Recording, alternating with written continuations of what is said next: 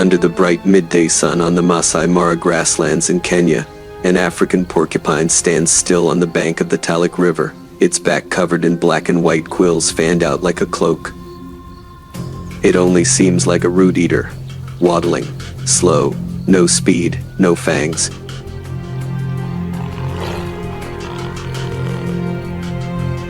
Yet a single touch of those hollow quills can leave a predator with deep, stubborn wounds.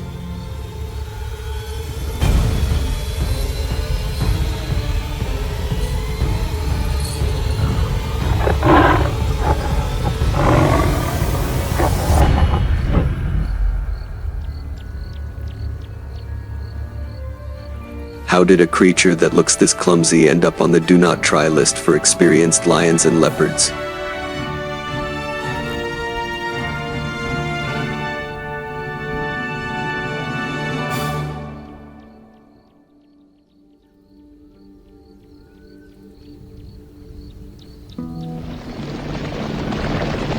At high noon in the Masai Mara of Kenya, the grasslands fall briefly quiet after several herds of antelope have swept through.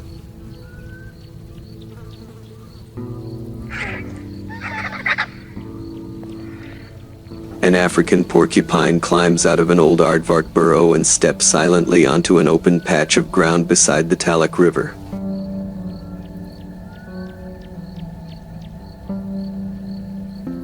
Its body is round, its legs short, its back covered in black and white quills as hard as needles, fanning slightly with every breath.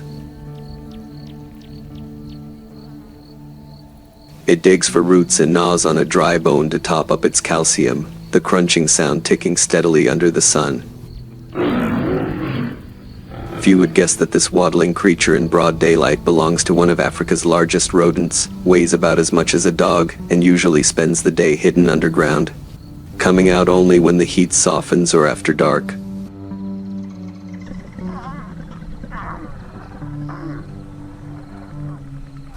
A hot gust sweeps across the grass, carrying the scent of fur and dust. Among the old tracks pressed into the red earth, a new print appears, deeper and broader, the footprint of a big cat that's just passed by. The camera skims low along the game trail, gliding past clumps of dried antelope droppings, then settles on the tawny shape of a lioness lying flat in the tall grass, eyes locked on the porcupine. For her, porcupine is an irregular item on the menu like zebra or impala, but that dark, slow-moving shape looks like an easy chance in the hunger of midday.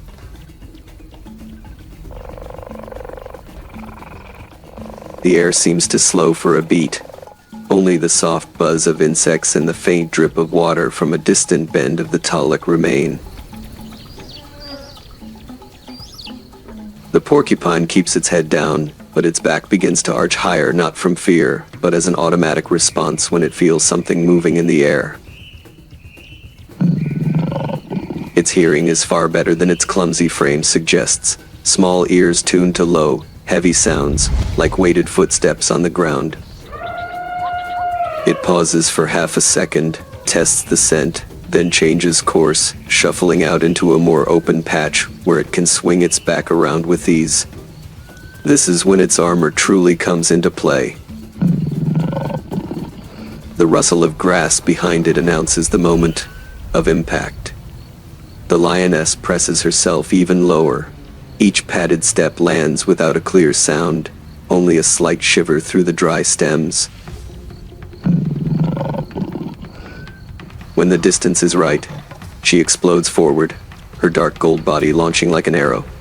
The camera freezes the instant the porcupine whirls around, its back and rump erupting into a forest of black and white quills, standing upright like a steel brush.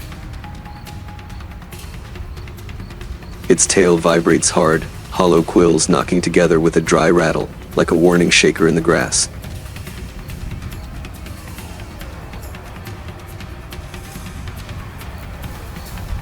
Instead of bolting, the porcupine backs up in firm, deliberate steps, always keeping its back and rump aimed at the danger. It's a defensive strategy honed over millions of years of evolution, turn the entire body into a moving shield, constantly pushing the weapon side toward the attacker.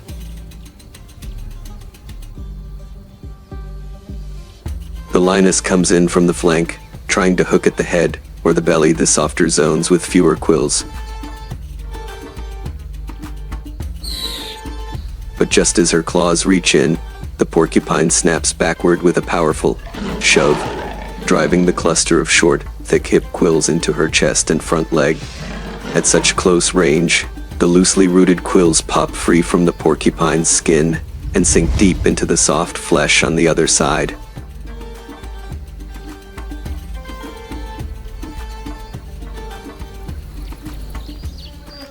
In close-up, each spine looks like a tiny spear of keratin, some with fine grooves and microscopic barbs at the tip that make them extremely hard to pull out.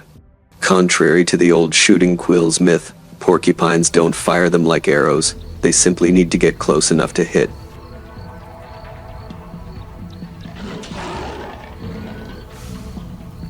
When the lioness recoils, her chest, shoulder, and one foreleg are bristling with black and white spikes, each one trembling with every pained growl. None of these wounds is instantly fatal on its own, but together they form a map of pain, especially in a hot, humid climate where infection is always waiting for an opening. Dazed, the lioness retreats toward the shade of an acacia thicket, limping as she goes, stopping to bite and lick at whatever quills she can reach. The roar that began as a challenge breaks into ragged, broken sounds, tangled with shallow, rapid breaths. Studies from East African reserves have documented big cats carrying porcupine quills in their bodies for weeks, even months, developing deep infections, wasting away, and sometimes dying. In the world of hunters, death doesn't always arrive with a slash of claws. Sometimes it begins with a single, tiny spine.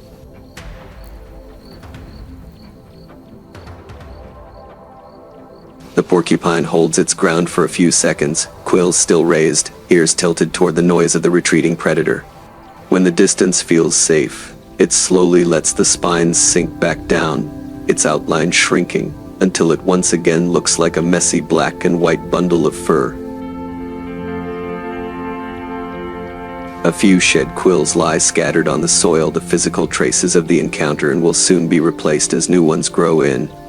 The porcupine lowers its head and returns to its routine, digging for roots, gnawing on bones, playing the nameless gardener of the savanna, as it turns the soil and spreads seeds without anyone paying attention. Evening starts to fall over the Masai Mara. The slanting light makes the quills left on the ground shine like tiny shards of glass. In the distance, the limping, a silhouette of the lioness disappears behind a rise of grass, each step a reminder of today's wrong choice of prey. Perhaps next time she'll wait for antelope or zebra, lower risk targets, even if they demand longer, more draining chases. On a savanna where predators usually seem to control the story, sometimes a quiet coat of quills is enough to turn the whole plot around. As the frame slowly pulls back, the African porcupine becomes just a small black and white speck in a sea of golden grass. Lions and leopards are reduced to memories of missed pounces on this patch of plains.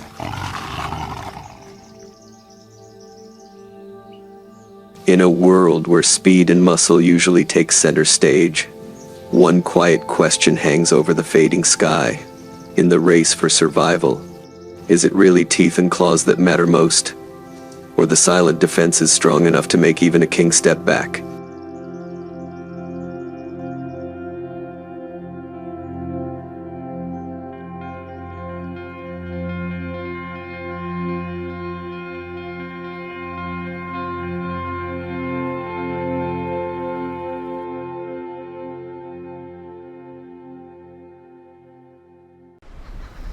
The cheetah, slender, almost fragile, roams the Masai Mara in Kenya.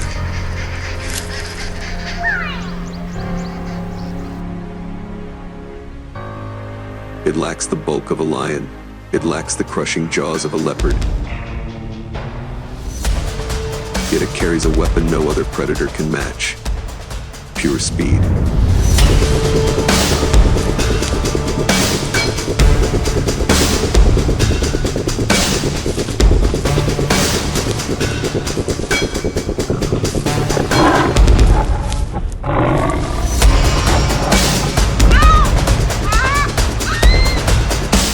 How can such a delicate frame transform into the fastest land animal on Earth?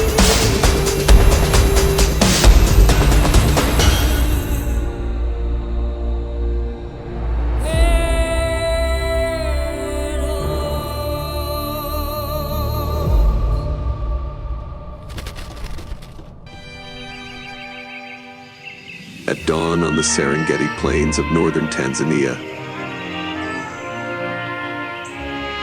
the first light spreads across an endless ocean of golden grass. Mist lingers over the banks of the Grumeti River, where herds of Thompson's gazelles gather to drink.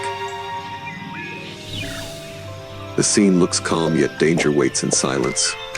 Hidden low in the grass, a slender shadow fixes its eyes on a target. The cheetah, the hunter of speed.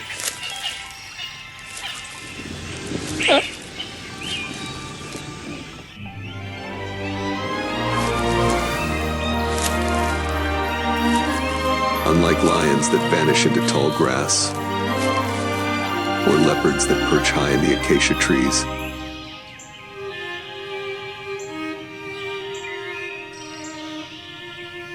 the cheetah must gamble on open ground. Its body has been shaped by evolution into a weapon built for speed.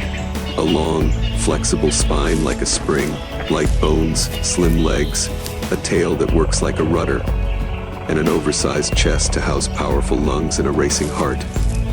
Every detail serves one purpose: acceleration.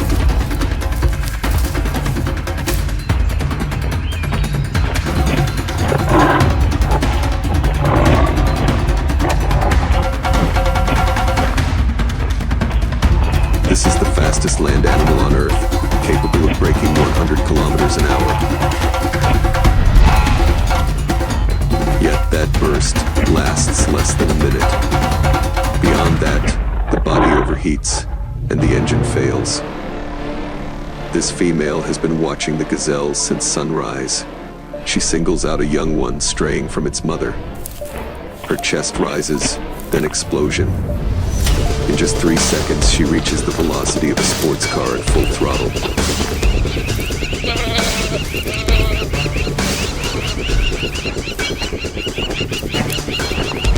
Each stride covers 7 meters. Air rips past her body. Legs strike the earth like drums. The gazelle veers left, then right. The cheetah's tail whips like a rudder, correcting each turn. Then, the strike. Claws latch, a body crashes to the dust. In an instant, the chase is over, but triumph is fleeting. Her heart pounds over 200 beats a minute. Heat floods her muscles. She collapses beside the kill, gasping. And at that moment, the scavengers arrive. 3 hyenas lumber out from the riverbank, circling, laughing. Their strength and numbers overwhelm her. Within minutes, the gazelle is theirs. For the cheetah, speed wins the hunt, but rarely the meal. On these plains, half of all successful chases end in theft. Across the border, in Kenya's Masai Mara, a different story unfolds. 3 male cheetahs form a coalition, often brothers from the same litter. Unlike solitary females, they hunt together, turning weakness into strategy. Their target today, a strong adult gazelle. The chase erupts. One drives the herd, another cuts the angle, and the third delivers the final blow. Dust explodes, hooves scatter. Within seconds, victory. This time the meal belongs to them.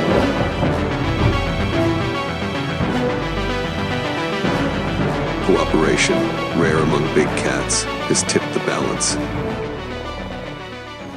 Back in the Serengeti, near the edge of the Ngorongoro Reserve, A mother cheetah walks with her 3 cubs, barely 8 weeks old. They tumble through the grass, still clueless about the hunt. For her, every step is survival and a lesson. She picks a smaller prey to demonstrate. Stalk, burst, strike. These moments will decide their future.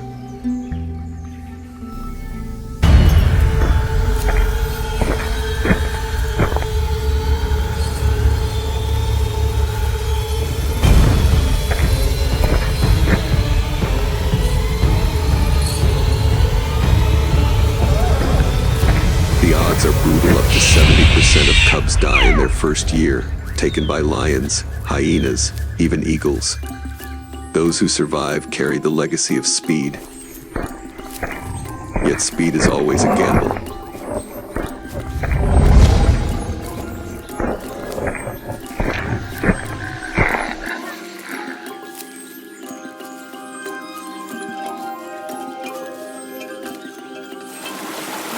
Near the Mara River one evening, another female makes the wrong choice, an adult gazelle too strong.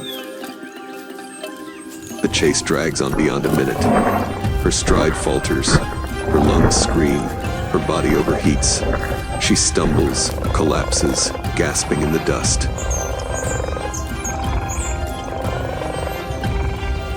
The limits of biology revealed, unmatched velocity, but no endurance.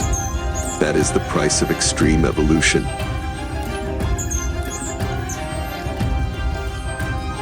As the sun dips behind the acacias, the Serengeti turns crimson. This is the golden hour for cheetahs when lions are still hidden and hyenas have not yet gathered. They rarely hunt by night.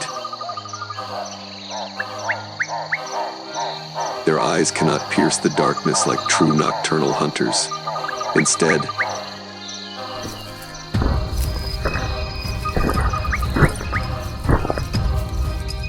they master timing, choosing the narrow window when the plains are theirs alone. The cheetah will never rule the savanna, but it remains essential. By taking the young, the weak, it keeps the herds healthy, the ecosystem in balance.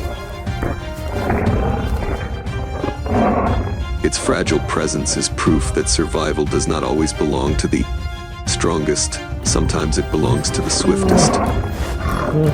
In the fading light, a mother and her cubs vanish into the tall grass of the Serengeti. The wind swallows their tracks, and one question lingers. In a world ruled by power and dominance, will speed alone be enough to secure their future?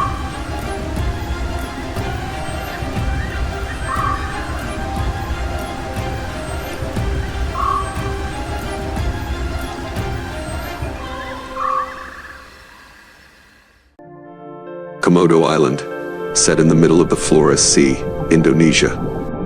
Here lives a giant, stretching nearly 3 meters, weighing over 70 kilos. The Komodo dragon, the largest lizard left on Earth. It hunts not with speed, but with a forked tongue that can taste the scent of blood from miles away.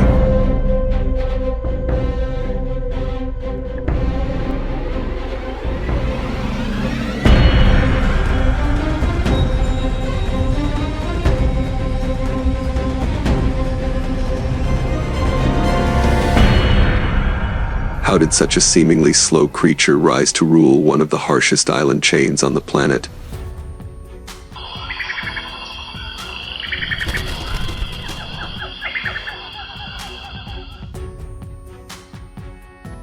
At noon, on Komodo Island in the Flores Sea, Indonesia, a full-grown Komodo dragon emerges from the shade, nearly 3 meters long, more than 70 kilos of muscle and armor.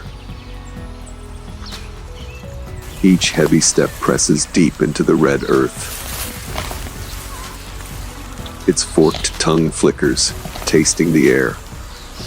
Inside its mouth, the Jacobson's organ decodes invisible chemical trails, even the faint scent of blood from miles away.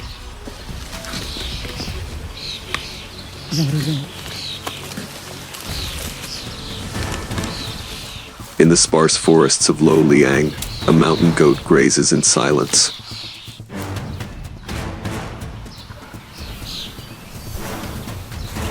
Suddenly, the giant strikes. Komodos are not fast, only 20 kilometers per hour, but the ambush is brutal. One crushing bite, blood spilling down white fur. Even if the prey escapes, venom laced with anticoagulants will slowly drain its strength. The hunt may stretch for hours, even days.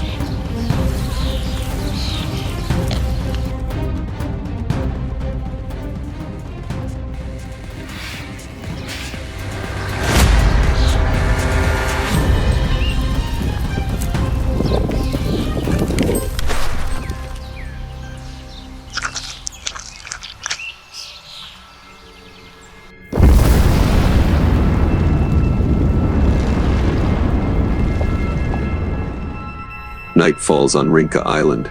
Crickets scream. Wind cuts through the cliffs. By a shallow stream, a wild boar searches for roots. Just a few meters away, a Komodo lies still beneath the leaves.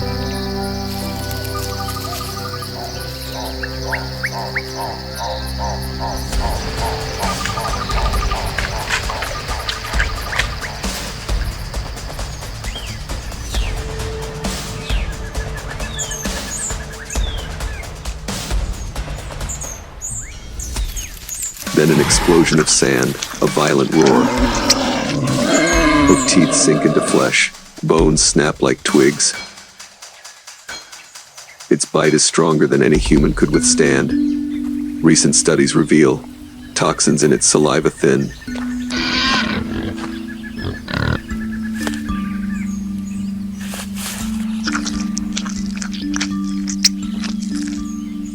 The blood, sending victims into shock. At dawn on Flores Island, a dead water buffalo becomes a feast. Dozens of Komodos gather. Flesh is ripped, bones cracked, blood mixing with mud.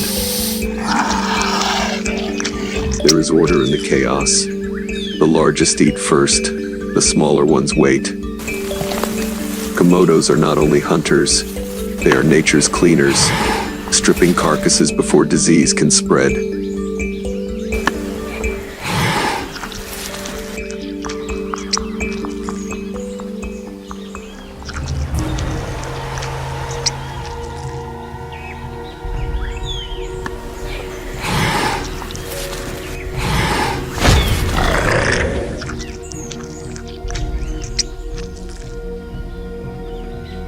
On the beaches of Padar Island, a female digs into the sand. She lays 20 eggs, burying them under hot soil and rotting leaves.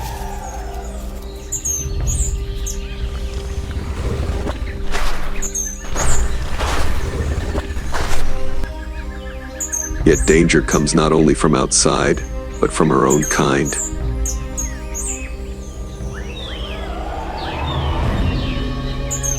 Adult Komodos are cannibals. Hatchlings scramble up trees to survive, feeding on insects and bird eggs.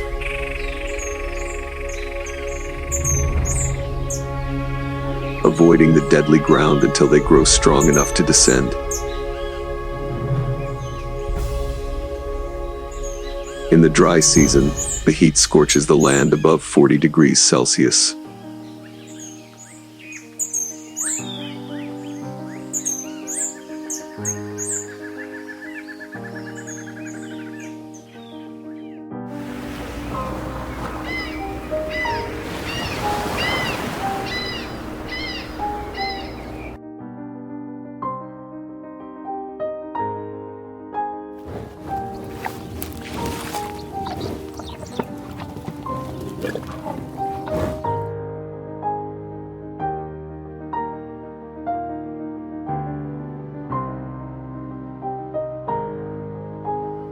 On Komodo Island, dragons lie motionless for hours, conserving energy.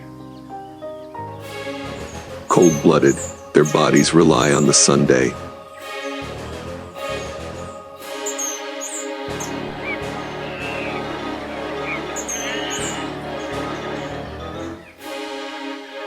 But when opportunity strikes, all that patience explodes into power.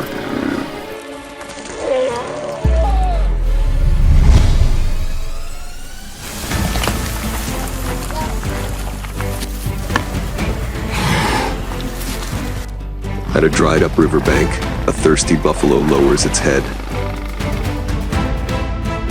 From the thicket, the dragon lunges, jaws clamping onto its leg.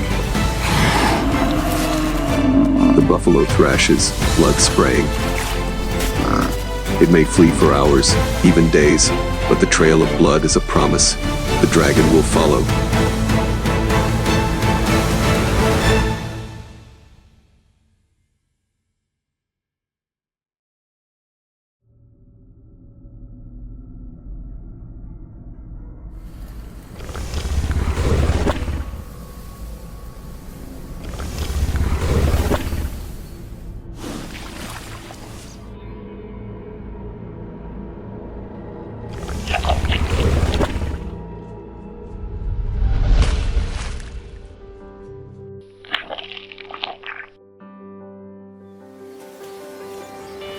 Today, the Komodo Islands are a UNESCO World Heritage Site.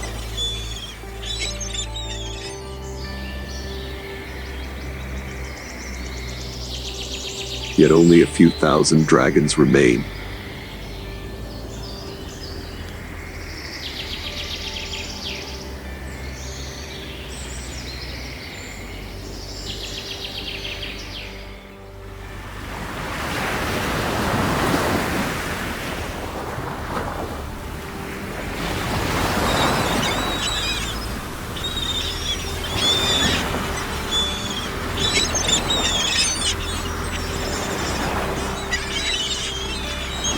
Climate change, habitat loss, and human encroachment push them closer to the edge.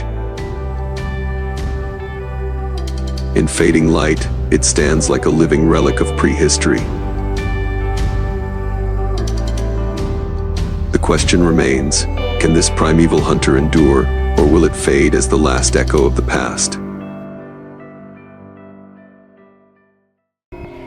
Deep in the jungles of Khao Yai, Thailand,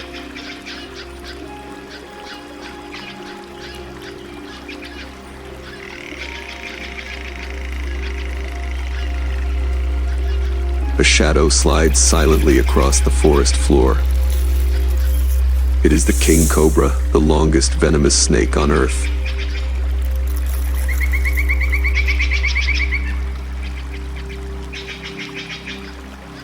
Unlike its kin that hunt rats or frogs,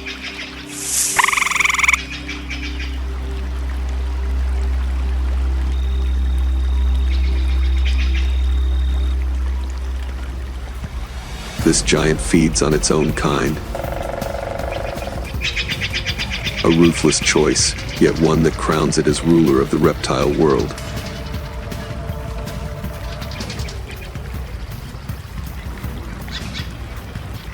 What secret lies behind this strange and dangerous appetite?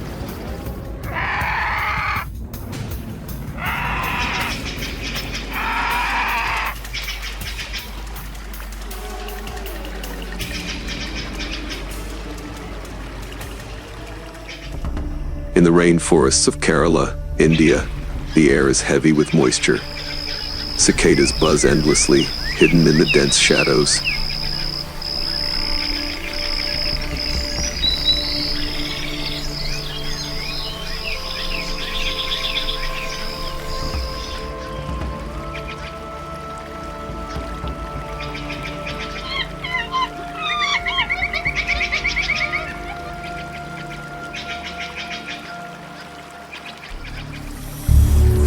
From a damp crevice, a giant slides into view, the king cobra. Its body, more than 4 meters long, glides across the forest floor, every movement deliberate and silent.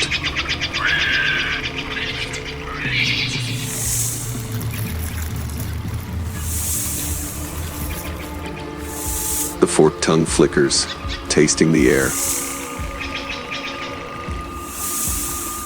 Through the Jacobson's organ, each particle carries a message. For this hunter, scent is sight.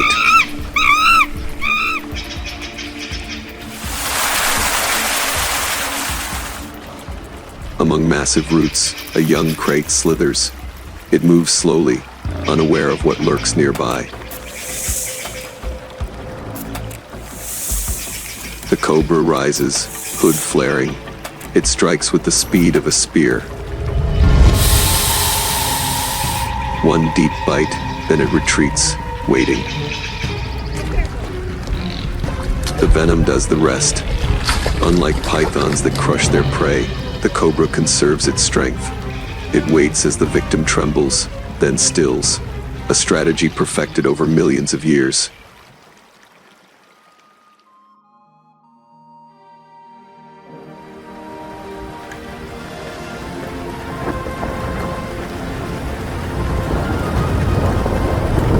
When the rains flood Khao Yai Forest in Thailand, the ground turns to mud.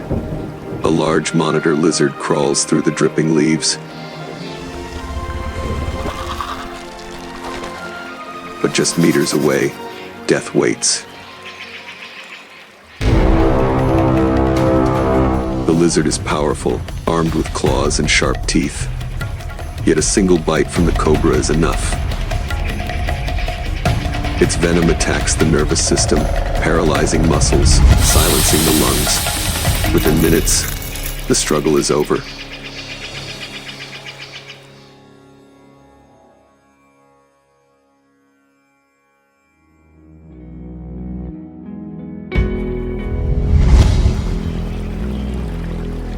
But the king is not invincible.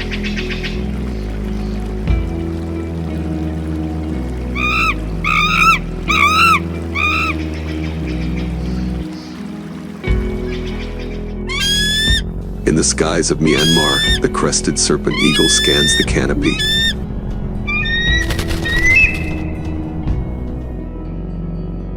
Few predators dare to challenge a cobra of this size. Yet from above, the attack is sudden and lethal.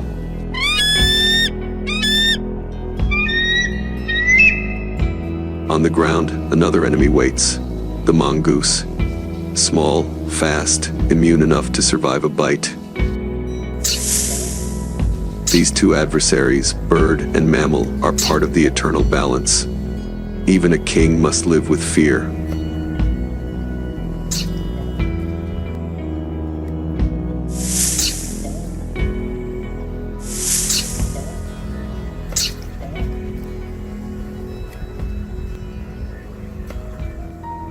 In the rainforests of Borneo, another secret is revealed. A female king cobra coils around her nest. She has gathered leaves, building a mound, and guards it fiercely. Weeks will pass before the eggs hatch, and she will not leave.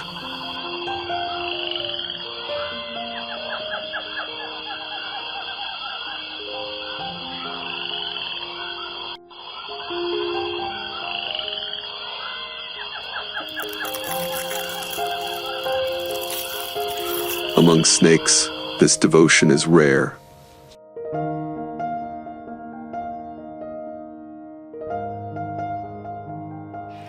For her offspring, survival depends entirely on her watchful defense. Evolution has given the cobra not just power, but the instinct to protect its bloodline.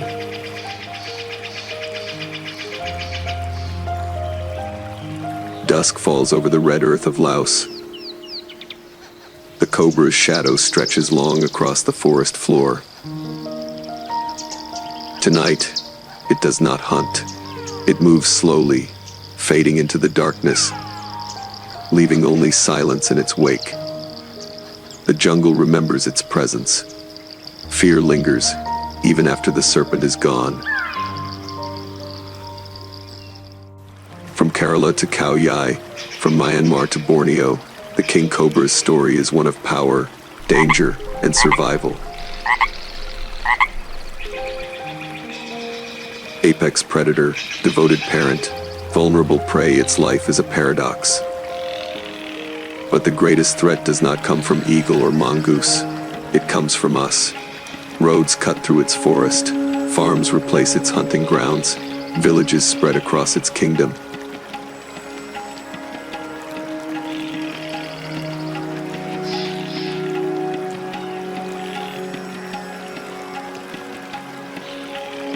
The throne remains, but it trembles. And so, the question lingers in the humid night air.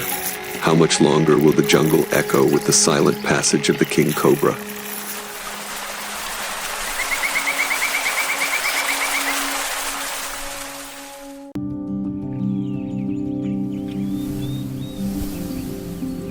Across the golden plains of Kenya, a tall bird walks through the grass.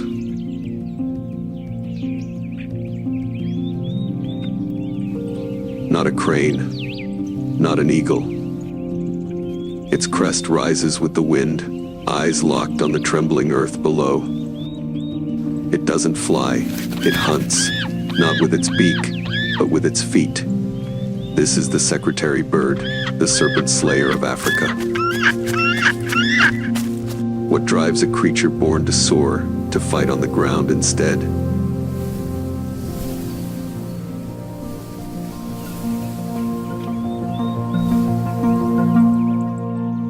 Dawn over the Serengeti.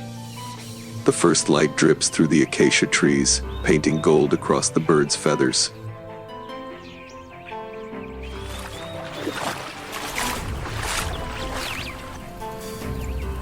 The secretary bird shakes its wings, then strides forward slow, deliberate, each step a silent calculation.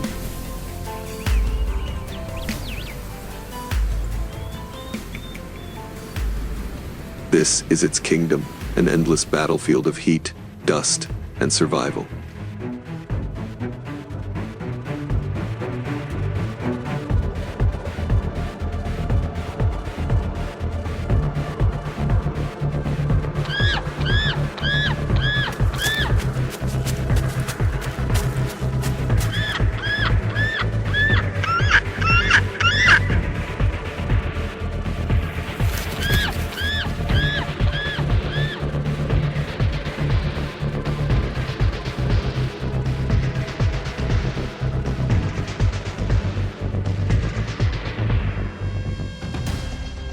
Tall as a child, wings stretching more than 2 meters. It's a bird that refuses to fly. It hunts on foot, not with talons from above, but with the precision of a fighter on the ground.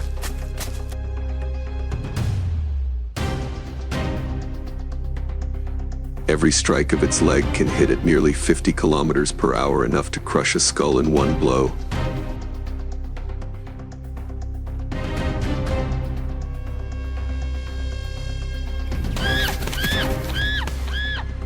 Its legs act like coiled springs, bones reinforced to absorb impact, tendons snapping like steel cables. Evolution built a weapon no other bird possesses.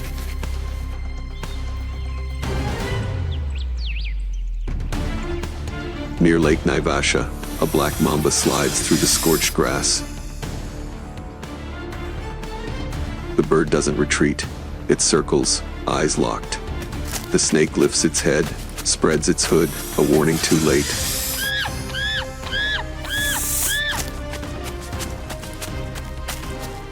The first kick lands, then another, a dull crack, silence. The hunt lasts seconds, the lesson, millions of years.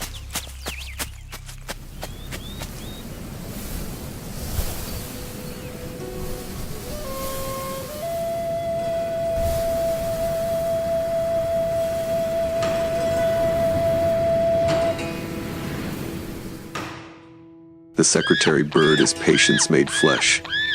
It walks kilometers each day, scanning every ripple of the savanna for life. When it finds prey, it measures distance, angle, timing, perfect geometry in motion. Mice, lizards, locusts, everything small enough to move is food.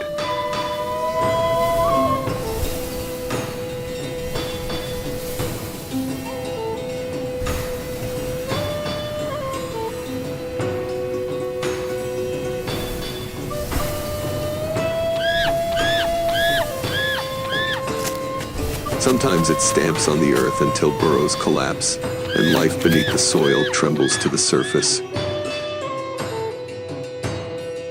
Its vision is twice as sharp as ours. It can detect movement 100 meters away. Each kick is not random force, but calculation, a split-second decision between life and death. Among herds of gazelles and buffalo, the secretary bird walks freely. When hooves disturb the grass, snakes are flushed out, an unspoken alliance of beast and bird.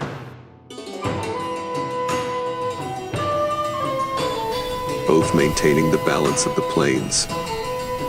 In the breeding season, a pair builds their nest high on an acacia.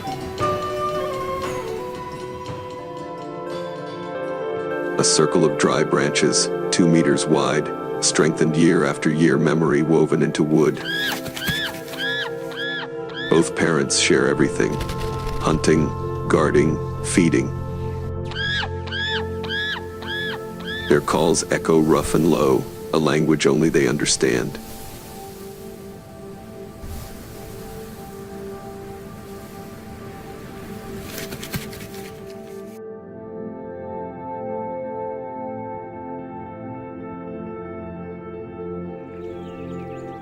Six weeks later, the chicks hatch blind, fragile, hungry. The mother brings food, insects, then lizards, finally small snakes. Later, the young are trained to strike. The parents drop sticks, testing their reflexes. In this world, the art of kicking means survival, but the Savanna never sleeps. Fires sweep the grasslands, storms rise, eagles steal the weak. Even hyenas and humans threaten the nests.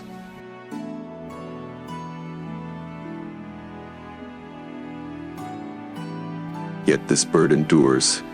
It rebuilds, it stays, because to stand is to live.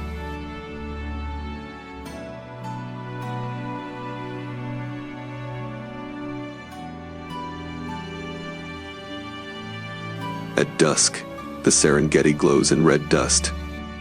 The secretary bird walks through the fire-colored light. In the distance, something moves, a snake. The air tenses. One swift motion, one final kick. Stillness again. In a land of venom and fang, the bird stands unshaken. It was born to fly, but chooses to fight. Each footprint it leaves across the Savanna is not just a trace of travel, but a quiet testament. Sometimes,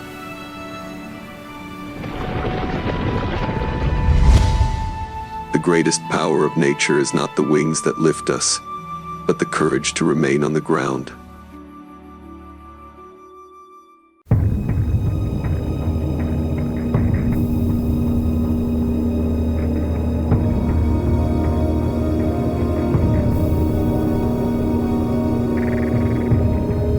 On a low rise along the Rio Grande Valley in New Mexico, a roadrunner flares the dark patch on its back to drink the first light, then launches on legs, not wings.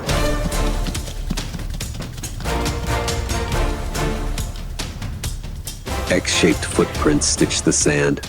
The menu runs to scorpions, centipedes, rattlesnakes.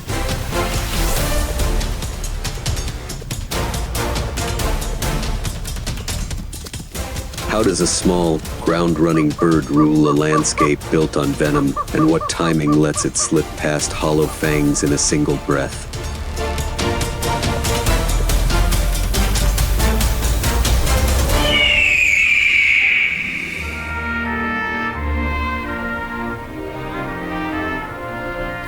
Dawn settles over North America's dry belt, the Sonoran Fringe, reaching toward the Rio Grande Valley and the edges of the Chihuahuan Desert.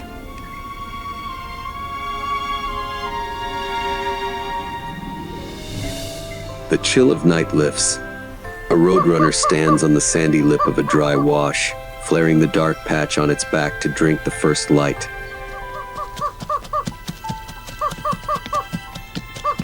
A light breeze threads the creosote bushes. Insects murmur under mesquite.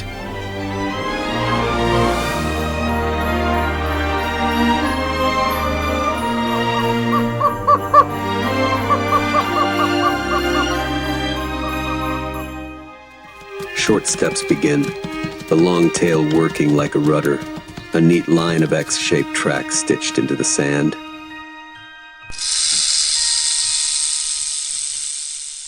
It looks calm, but every crack in the gravel stirs with life.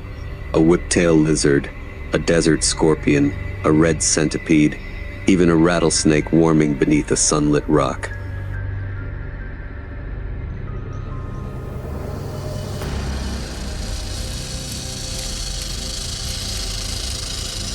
Here, morning is goldy before the heat and other hunters wake.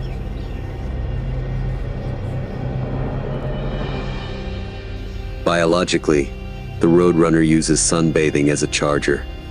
After nightfall, it lets body temperature drop a few degrees to save energy. The first light brings it back to operating speed without burning precious calories.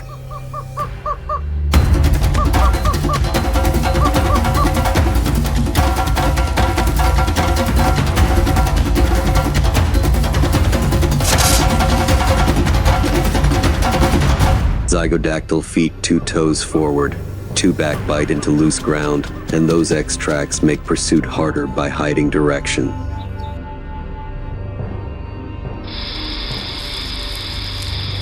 The light climbs, heat shimmer begins to curl over the stones.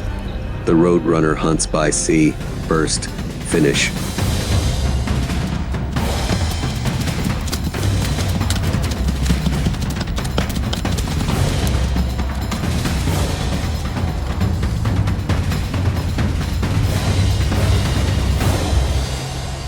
A lizard flashes.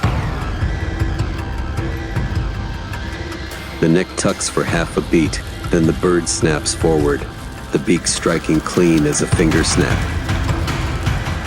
A quick swallow, and it runs on.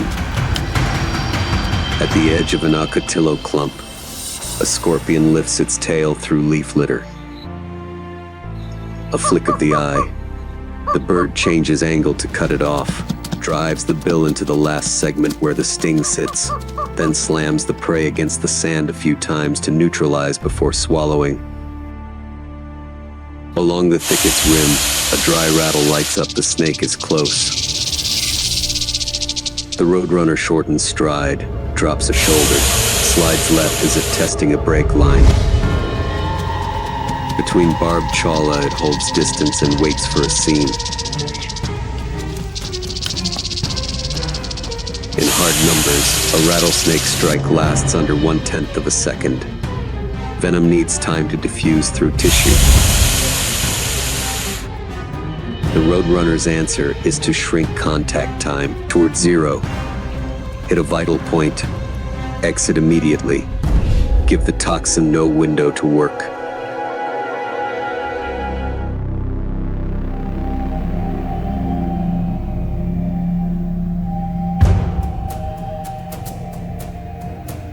By noon, the ground glows, wind combs sand into thin streamers.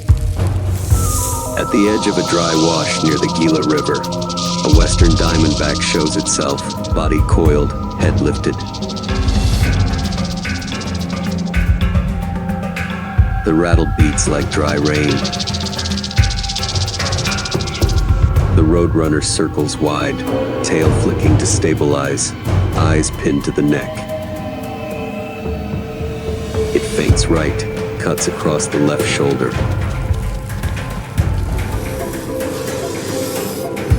The snake bites air.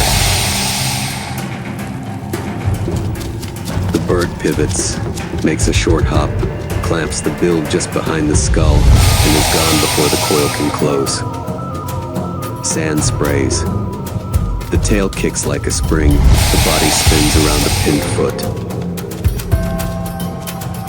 Third pass, fourth, each beat like a jump cut, approach, land, break contact. When the snake surges forward, The bird pops onto a low rock, turns 90 degrees, drops back to gravel and goes for the nape again.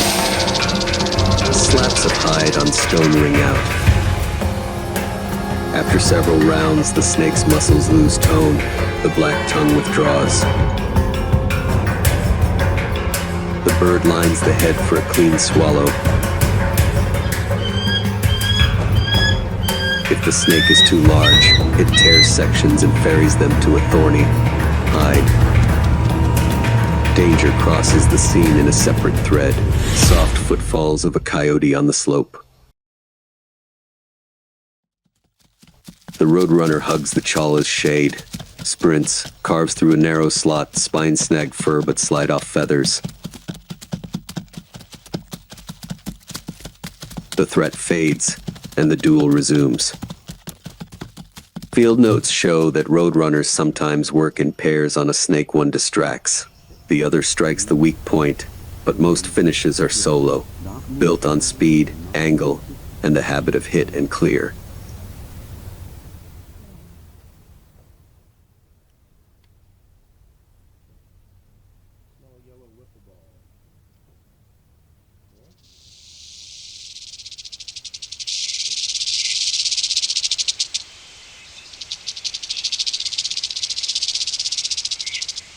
Physiology helps.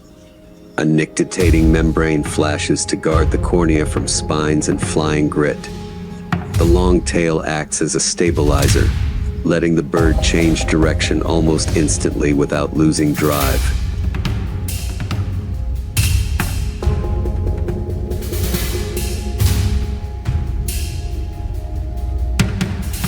Water is scarce, so most intake comes from prey. Salt glands near the nares crystallize the excess, keeping the balance right.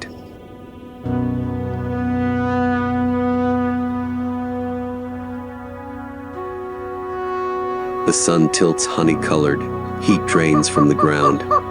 The rattlesnake lies still at the gravel's edge, beaten by timing and speed. The roadrunner shakes dust from its plumage and listens. The wind shifts. Far off, a low call from another bird on the rim of the Rio Grande marks a boundary. It picks the last scraps, slips across the open to safer thorn.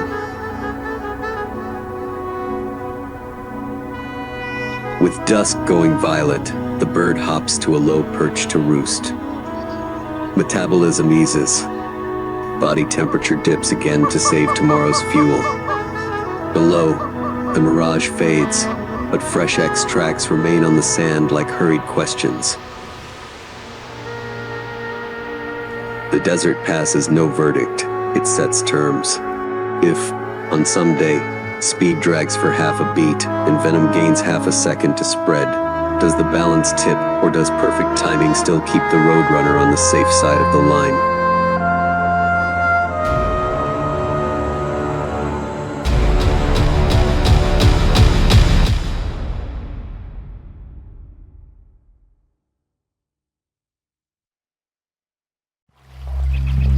The waters of the Amazon lie still, like a mirror. Suddenly, a faint ripple breaks the silence, then vanishes. Two round eyes emerge from the hyacinths, cold, unmoving. In that moment, the rainforest holds its breath. Not a stone, not a branch, but an anaconda, the dark giant of the swamps.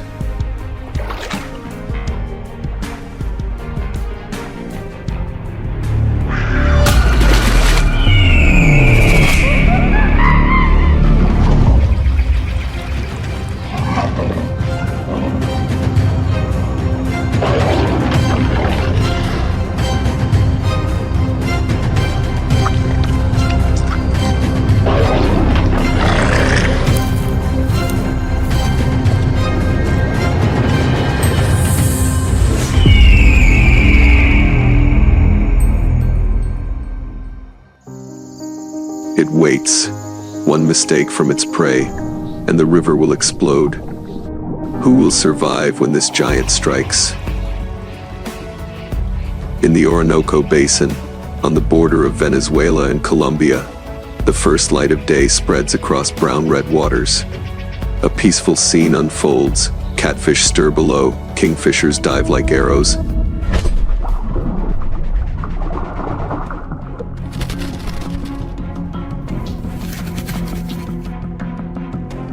Howler monkeys call from the treetops.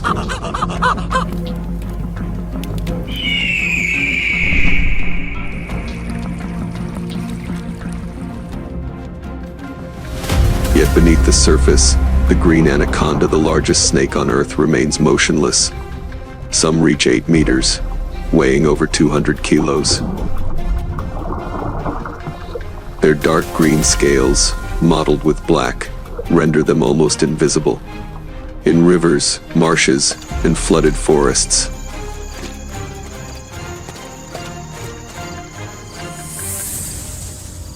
stillness is the ultimate weapon. They sense every shift in the water. The faint stir of a flock of whistling ducks, the splash of a peccary at the shore, nothing escapes.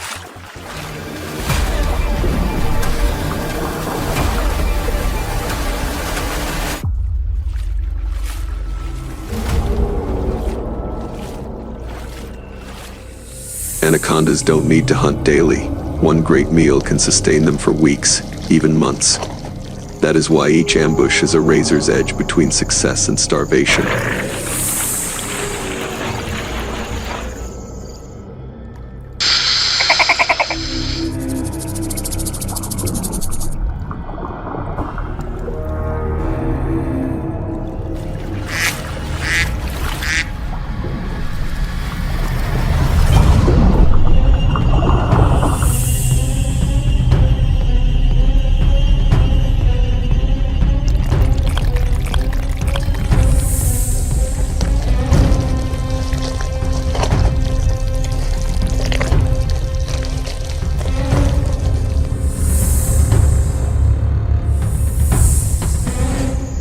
Night descends. Moonlight drapes the Orinoco in silver. The snake begins to glide out from the reeds, soundless, immense. Its body coils through the dark.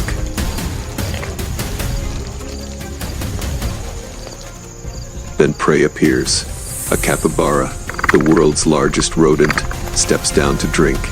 Ears twitch, eyes scan, muscles tense. Yet water is both sanctuary and trap.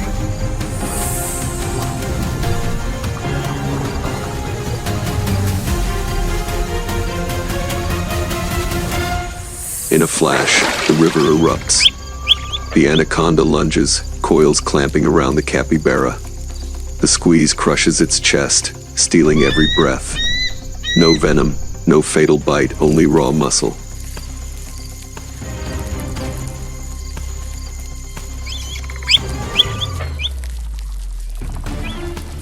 Each frantic struggle tightens the grip. Within minutes, the fight is over. In slow motion, the snake's eyes remain calm, its body relentless. Once still, the feast begins. Its jaws unhinge, stretching wide, swallowing a body larger than its own head. The process lasts hours, but this is what evolution designed it for.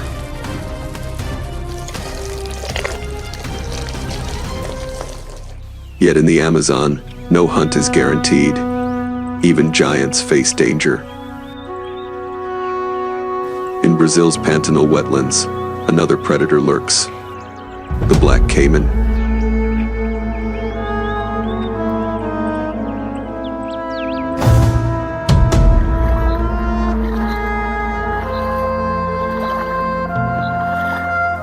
Reaching 7 meters, armed with jaws of bone-crushing power, it can challenge the anaconda itself.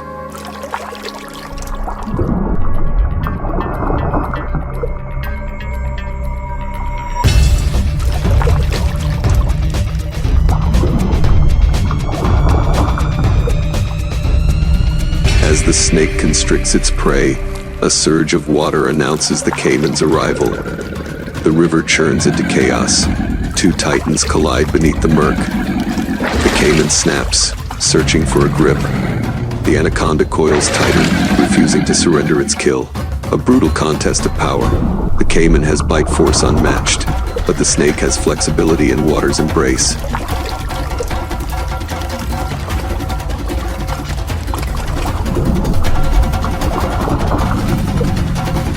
Minutes drag. Finally, the caiman releases, sinking back into the depths. The anaconda, still wrapped around the capybara, slips away into deeper, safer waters. Dawn returns to the Orinoco. The sky glows with amber and rose. Beneath the hyacinths, the anaconda lies still, body swollen with its hard-won prize. For weeks, it will not move, locked in slow digestion.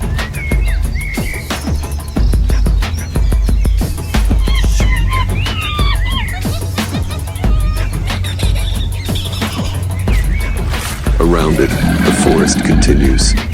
The cries of monkeys, the wings of parrots, the distant bellow of caimans. Yet somewhere in the brown current, a massive shape stirs again. With muscle forged by evolution, with camouflage perfected by shadow, the green anaconda embodies survival. But in this Amazon world where jaguars, caimans, and piranhas also reign, can it truly be the undisputed master?